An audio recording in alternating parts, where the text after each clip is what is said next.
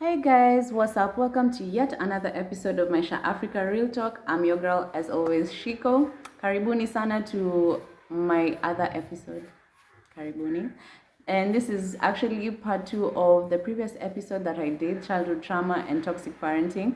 But before I continue to that, I want to say thank you again to my new subscribers who keep on literally adding on every day. I'm so grateful.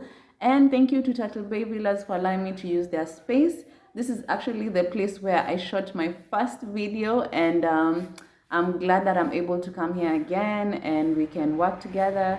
I'm so glad they also gave me their space because their space is so chill. And if you guys want to book here, you know what to do. Follow Sansika's Watamu Tours and Travel. And book via me, via us, book via us, and get amazing, affordable rates. So yeah, thank you so much, guys, and welcome to my show.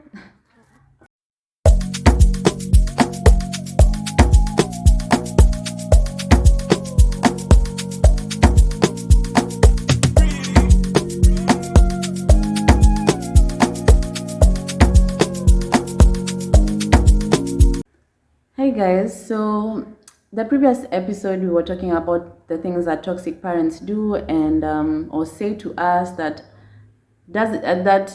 build a very negative foundation when growing up. And I don't know if you guys could relate to some, but I did, as I was telling you. And now, even parenting my own children, I feel like I'm more like aware of the way I'm saying things, and sometimes I feel so guilty when I'm even like too harsh. But there has to be a balance. So I try and just be aware when I feel like I'm parenting like the way my parents used to parent me, because there's always that habit that you carried on, from seeing how you were raised, and you're gonna do the same thing. So I'm trying to break that cycle. And I think I had left like 2 points where toxic parents, like what they do or say to us that affect us. And the second last one was the things that parents say to us, how they criticize us, in the sense that they tell us, oh, you can never amount to anything, you're a zero, you're useless, you're the black sheep of the family, you're this, you're that. And I feel like telling your child that they can't amount to anything, or they're zero or useless, is literally insulting them. And why would you want to insult your child and not make them believe in themselves? You understand what I'm saying? Because a lot of parents do that, by the way. Probably they'd be like, let's say you've done something wrong, or you haven't done your schoolwork right. You just hear a part, or your grades weren't good. So obviously parents expect you to be on a high level, but when you come and you've just dropped a bit, or you've dropped like quite a lot of marks, you'd hear a parent throw a comment like, when ni mjinga sana, you're very stupid. When ni zero, when ni useless kabisa.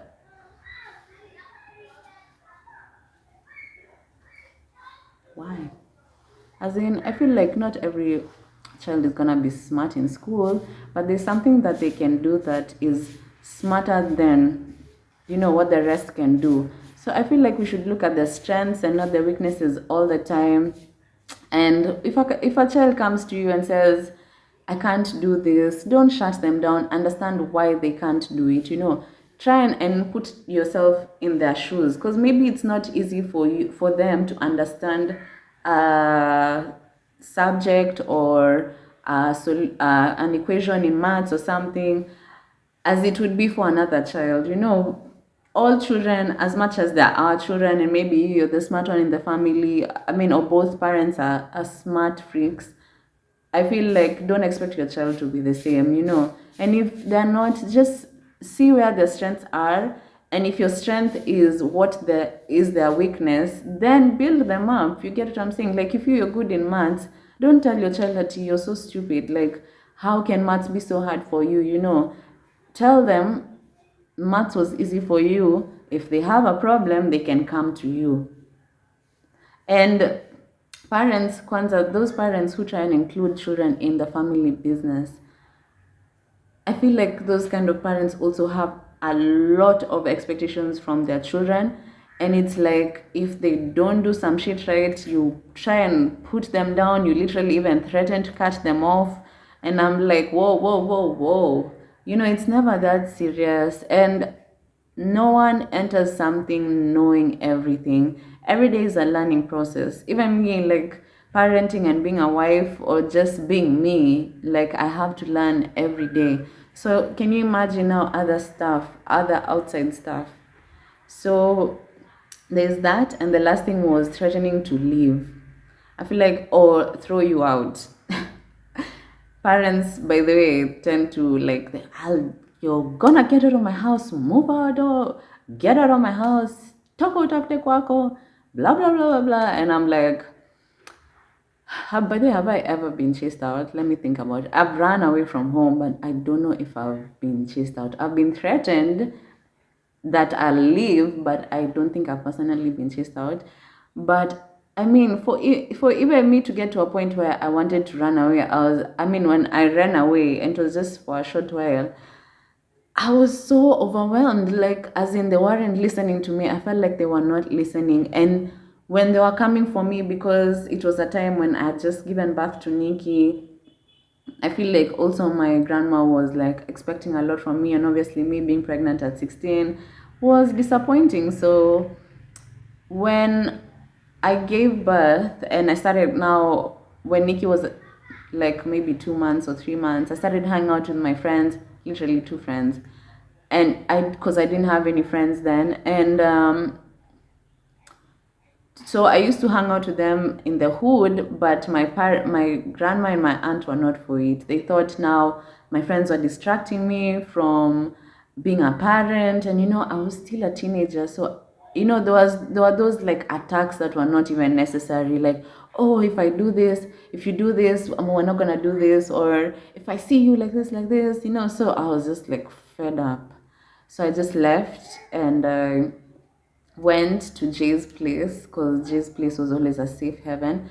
And I feel like, anyway, it doesn't have to get like that. Like, we can have conversations with our parents, and they don't have to turn out to be something so big. Because if that's your parent, they should be able to listen to you than another parent listening to your child. Nikki shouldn't feel comfortable going to another mom, or a friend mom, than coming to me. You understand? That means she either feels like I don't understand her, or I don't receive what she tells me well. So I feel like as parents, we need to just be cautious all the time, and not actually too cautious, because obviously you have to discipline your children, but just be careful with the things that you say, because also now some things you say, you can never, obviously the things that come out of your mouth, you can never take it back, and you never want to regret. So I just feel like there are different ways of also like being a toxic parent. It necessarily doesn't have to do with the actions. You can even be like a withdrawn parent, like a parent who only sees you during breakfast and evening hours, and like when they see you, they're not like excited to see you. Or when they know that those parents who are like, when they see you, oh, like, and then it's mostly dads who are like this. When they see you, they're like, yeah, they'll say hi, blah blah, ask your day, how your day was, but they'll also like just be so withdrawn, and the only thing they want to hear is like, oh, I've passed this, or I've done this well, or I'm succeeding in this and this. They don't have time for anything else. They don't have time for chit chat. They don't have time to get to know you as you're growing up. And I also feel like that's toxic parenting, because why aren't you involved with this person that you brought to the world? Like, what's wrong with you, first of all? Sorry to say that. Like, I'm just, because when I think about my mom, I'm like, why would you, like, you have such amazing children. I mean, we're not perfect, but we are pretty amazing. But why wouldn't you want to get to know us? You know, like every day we're changing, we have like all these awesome things happening in our lives, awesome ideas coming up and stuff like that. But you just want to spend time doing some irrelevant shit that's not even gonna help you when you're older. Yet you're gonna need us when you're older. I mean, when you're like a grandma. I mean, I'm just saying, I feel like some things don't make sense. Also, I think toxic parenting is, I mean, a toxic parent never says they're sorry. A toxic parent can never, what? Hey. Do you know how many times, like, I usually tell my children sorry? And let me just be honest, saying sorry for me was never easy because, first of all, I was never told sorry for shit. It was always my fault. And if it wasn't my fault, it was, the situation just didn't, as in, there was never a sorry. And I mean, you just own up to shit that you never even did. So, me now, I'm like, as I grow up, I'm like realizing what, like, and yeah, some parents can never really say sorry.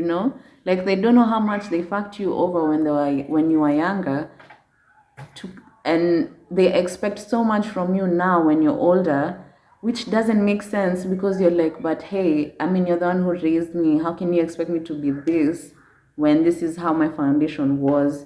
Like, even for a parent to come and tell a child and I feel like single parents do this to their children a lot because now you expect your child to be more than what you are, but you're putting so much pressure, unnecessary pressure that's not even there. Like, and maybe correct me if I'm wrong, maybe it's not single parents only, but my mom was single, so me, I'm just saying that. And I feel like it's either they'll blame the other parent for not being there and fucking them up when they were raising you, or they'll just say, as in, some shit that doesn't make sense. But as we grow older, I feel like we do deserve the sorries, and even if you don't get it, then don't expect it.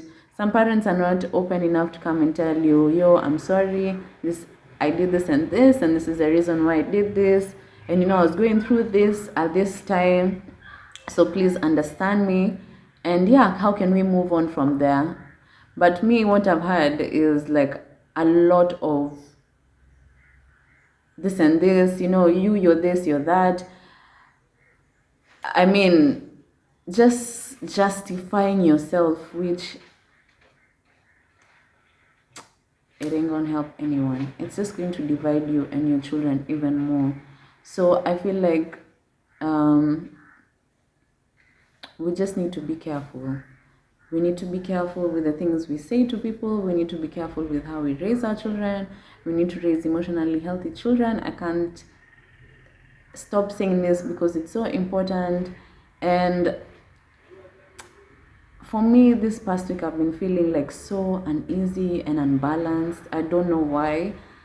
Like, my spirit has just been feeling weird, but I understand now it's because I'm letting go of a lot of things and cutting off the bullshit, as in just cutting it off kabisa. And it's not an easy process, but don't. And I've always waited for my mom to say sorry, I was never there for you, but she's never gonna say it. I'm not expecting it from her. She can tell herself sorry. I mean, that's fine. If she feels the regret, if she doesn't, that's on her. But now me, I have to move on. I have to clear everything. I have to just be me. I have to be Shiko. I have to be Mamata mom. I have to, be Jay's wife. And I want to be a happy person. And once we're able to realize that this is what happened to us when we were younger and that we can do better, and now we have the choice. Like, we can't, even us, we're not allowed to keep saying at you, oh, I'm like this because this and this happened to me. You can't keep saying that until when? So when you're 100, you'll keep saying that you're like this and like this because stuff didn't work out when you were 20, or We have the power to be able to let go of the past. It's not an easy process. I will keep saying that because you have to undo a lot of stuff. Sometimes it's painful. You'll have to cry. And, just hug yourself and love yourself again and feel worthy and stop blaming shit on shit in the sense that stop saying you're drinking too much because your parent wasn't there. Stop saying stuff like, oh, I'm like this because my parent raised me like this, or because my parent wasn't there, or, because my past was like that. I mean, don't give credit to your past. Now we're in the present. What can you do? Can you change? Is it something that you can change? Okay, if it's a scar that's on your body and you can't change it, I mean, that's different. But if it's something that we can change and if it's something that we can undo it. Let it go. Let it go. Trust me, let it go. And if you don't have a child, but then you're watching this, like, do this shit before you have a family. Because I had to do it when I have my family. My family, literally, Jay has seen me unfold from such a negative place to become such a positive person. And I'm not at always 100% positive. I'm not at tomorrow I'm okay. I mean, I'm always okay, but I'm aware of who I am now. I'm aware of what I can be. I'm aware that it's not my fault, that my folks didn't want me. I'm aware that I deserve the love that I have around me, my children, my family, my friends. And it's a good feeling. So let it go. Just let it go. It's not worth it. Let it go. And letting go is the beginning of forgiveness. Because me, like I said, I don't know if I've forgiven my mom yet. Because forgiving means that, I don't know, like it just means a lot. And I don't want to suffer anymore. So I think I'm just letting go first and just accepting things as they were. And slowly that feeling will be off. Every time I talk about my mom, I get so annoyed. I get so irritated, like I start shaking. And I feel like she has an effect on me that she shouldn't have. And I feel like now, when I know how I'll know I've forgiven her is when someone talks about her or mentions her or says, oh, I saw your mom doing this and this, I won't feel anything. I just feel sympathy for her. So yeah, again, I'm never trying to make anyone look bad. I always just speak about my experiences because they are real and this is how it is. And people can relate. So let's not even give ourselves a reason to get depressed. We have every reason to be happy. We have every reason to live life. We have every reason to enjoy. And let's enjoy it. Sawa. And so that's it for today. I don't have so much to say. Thank you so much, guys, for watching part 1 and part 2. If you're a new subscriber, there's part 1, childhood trauma and toxic parenting. And I hope that we can all heal from the bullshit that we put in the past and heal to be better people. And before, if you're not a parent and you're looking forward to being a parent, I hope you can learn like some of the things that you need to know before you have a child, because it's very important to raise a child who feels loved and feels wanted. And people say it's not a must for a parent to love their child, but it is kind of. I feel like, then why did you bring them here? As in, and also, don't always remind your child of the bad things, like, oh, I carried you for 9 months, oh my gosh, you were so heavy, oh, when your labor was so bad, oh, blah blah blah. Just, it's not necessary. Like, they didn't even know themselves then, so how is that? Like, that's not even the major part of parenting. The major part of parenting is now the affirmations, the affection, the love, the journey through it all, and just being happy raising your child and always looking at the positive. If you're a single parent, don't look at your child and say, when I see you, I just see your dad. When I see you, I see your mom. Like, no, guy, no. It doesn't have to be like that. again, there are some things that are not necessary. If you really feel like that, just keep it to yourself. And so what if you see the dad or you see the mom, when you guys were together in that moment, you were having fun? So I don't see how. I mean, it can be a bad reminder, you know what I'm saying? I mean, if the sex wasn't good, I'm just saying, Sawa, just saying. Let's just be happy parents. Let's be happy people. Let's just let go of some shit. You know, energy is very, very important. And the energy that you carry right now is what will, I mean, that's the stuff that will come back to you. So stop blaming your past, move on, let it go, and live life, be happy. And that's what even me, I'm trying every day.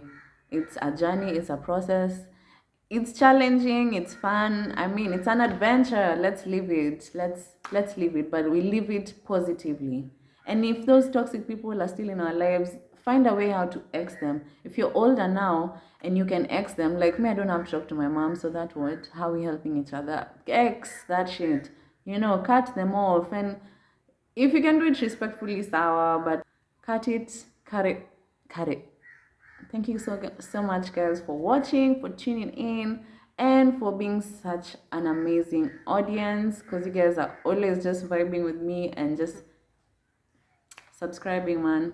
Thank you so much for sharing, for commenting, and I look forward to seeing you in the next episode of Masha Africa Real Talk. Thank you so much.